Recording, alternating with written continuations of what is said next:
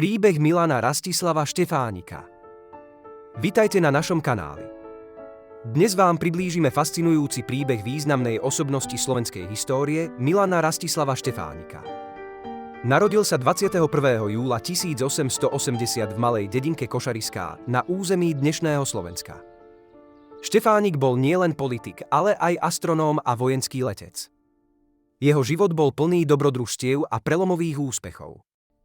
Študoval astronómiu v Prahe, kde získal doktorát. Jeho vášeň pre vedu ho zaviedla do Paríža, kde pracoval na observatóriu.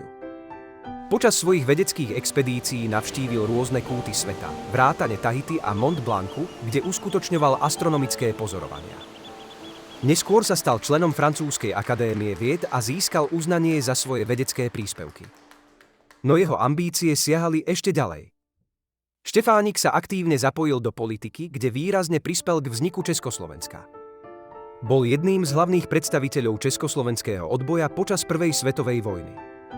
Ako minister vojny v československej vláde sa podieľal na budovaní nového štátu a jeho ozbrojených síl. Bohužiaľ, jeho život sa tragicky skončil 4. mája 1919, keď jeho lietadlo havarovalo pri návrate do vlasti. Pre Slovensko a Československo sa stal národným hrdinom. Jeho odkaz a dedičstvo sú dodnes živé v srdciach mnohých Slovákov. Milana Rastislava Štefánika si pripomíname ako symbol odvahy, vzdelanosti a odhodlania. Jeho príbeh nás inšpiruje k tomu, aby sme neustále hľadali cesty k lepšiemu svetu. Ďakujeme, že ste si vypočuli tento príbeh.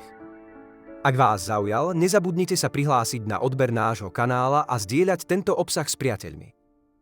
Vidíme sa na budúce s ďalším fascinujúcim príbehom nielen z našej histórie. Ďakujeme.